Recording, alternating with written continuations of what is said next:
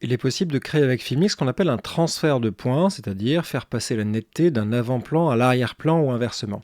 Donc c'est vaguement possible avec les réticules, je peux vous le montrer, mais c'est pas très précis. Je vais déplacer d'abord mon réticule sur l'avant-plan, ici la tasse par exemple. Je peux enregistrer en appuyant sur mon déclencheur et ensuite je vais faire passer mon réticule sur le clavier et on a eu un transfert de points. Alors quand je dis que c'est approximatif, là je suis sur pied, c'est relativement facile à faire. J'ai un environnement qui est contrôlé en studio avec un éclairage qui est contrôlé. Lorsque vous essayez de reproduire ça à main levée avec des conditions de lumière qui sont aléatoires, ça devient beaucoup plus complexe.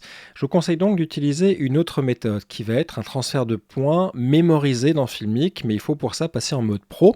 Donc on peut soit faire un appui long sur le réticule de mise au point pour faire apparaître la bague à droite, ou alors appuyer ici sur l'icône Pro pour faire apparaître les deux bagues en même temps.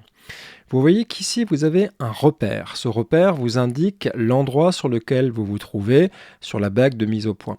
Et vous avez par ailleurs d'autres traits ici et là qui sont des mémoires. Donc l'idée va consister à faire coulisser d'abord, alors que vous ne tournez pas, votre bague de mise au point sur le premier point que vous voulez voir apparaître, en l'occurrence mon avant-plan sur la tasse, et je vais toucher ici mon repère. Vous voyez que le deuxième point est venu se loger sur le repère. J'ai créé une mémoire. Je vais maintenant déplacer cette bague de mise au point de manière à ce que le clavier soit net, donc je vais le régler par ici, et observez bien cette barre-là, qui est l'ancienne mémoire que j'avais mémorisée.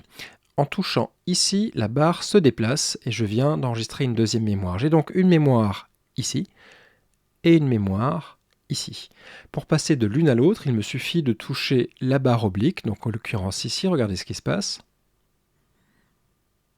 Tout doucement, le point va se transférer de la tasse au clavier. Alors tout ça c'est très bien, mais ça me paraît très très lent, donc je vais vous montrer comment faire pour modifier la vitesse d'application de cet effet de rattrapage de points. En faisant coulisser ce cartouche ici vers la gauche, je fais apparaître une manette ici qui va me permettre de contrôler la vitesse de l'exécution de l'effet. Si je monte cette manette, vous voyez le cartouche vitesse de mise au point 10, c'est le plus rapide. On répète l'effet, je vais toucher ici sur ma première mémoire.